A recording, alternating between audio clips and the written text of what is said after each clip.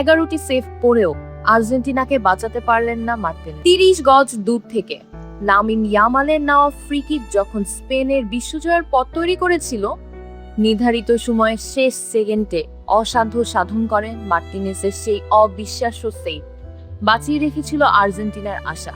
অথচ এই টুর্নামেন্টে নিজের সেরা চেহারায় ছিলেন না তিনি। সিনট্যাক্স রিচার্জেবল ফ্যান দিচ্ছে টানা 7 ঘন্টা ব্যাকআপ।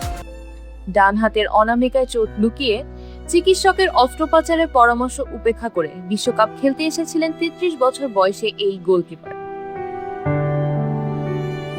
5 ম্যাচে 7 গোল হজম করার পর সমালোচকরা যখন তার শেষ দেখে ফেলেছিলেন, ঠিক তখনই ফাইনালের আগে ভক্তদের দেওয়া কথা রাখলেন মার্টিনেজ।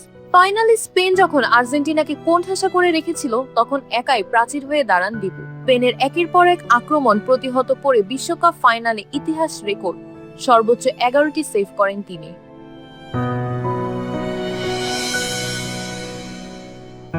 জীবনানন্দ দাশের সে বিখ্যাত উক্তির মতোই নক্ষত্রেরও একদিন মরে যেতে হয়। আদম্য লড়াইয়ের পর ম্যাচের 106তম মিনিটে এসে থামতে হয় মার্টিনেজকে।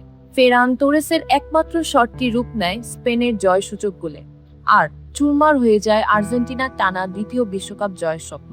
11টি অসাধারণ সেভ করেও ট্র্যাজিক বীর হেক্টরের মতো নিঃসঙ্গ একা হয়ে রইলেন Emiliano Martinez. BD archive desk, Deepika.